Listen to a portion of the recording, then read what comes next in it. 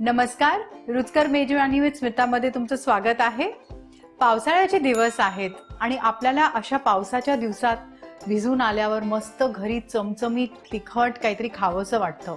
कधी कधी भजी बनवायचा कंटाळा येतो, म्हणून आज मी तुम्हाला एक मस्त डिश दाखवणार आहे। ते आहे अंड्याचा घोटाळा। इथे मी एक मोठा तवा तापवायला ठेवलेला आहे। तुम्ही ही डिश एका कढाईत पण बनवू शकता। आता मी 4 टेबलस्पून तेल गरम करून घेणार आहे।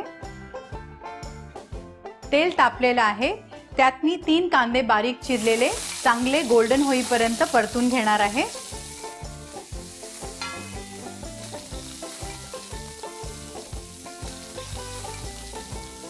कांदा चांगला गोल्डन झालेला आहे, त्याच्यात 1 टीस्पून आल्याची पेस्ट, 1 टीस्पून लसणीची पेस्ट हे घालून आपण मस्त ते परतून घेऊया, त्याचा कच्चा वास जाईपर्यंत।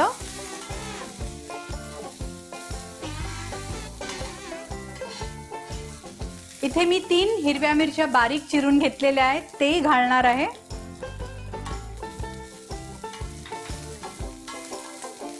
आलं लसूणचा कच्चा वास गेलेला आहे, त्याच्यात आपण 2 टोमॅटो किसून घेतलेले घालून घेऊया।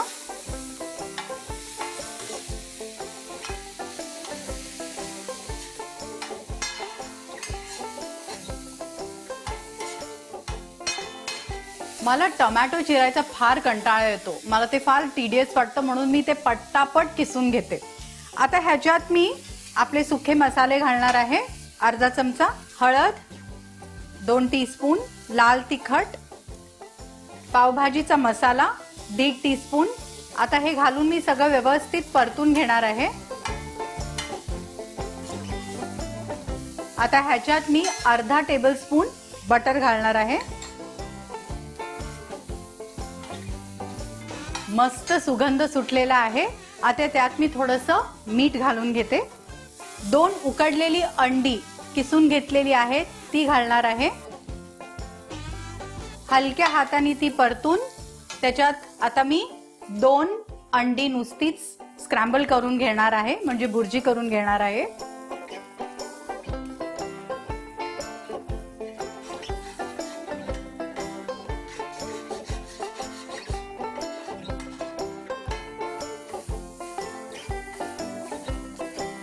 आपली भुर्जी तयार झालेली आहे, त्याच्यात थोडंसं लिंबू पिळून घेणार आहे मी।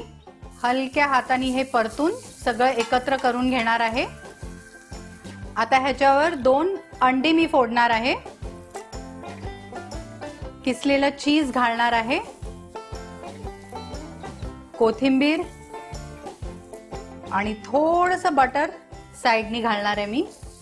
ह्याच्याबरोबर गरमागरम बटर मध्ये लतपतलेले पाव अतिशय सुंदर लागतात। इथे मी 4 पाव घेतलेले आहेत, त्यांना मस्त बटर लावून तव्यावर बाजूला ठेवून देईन।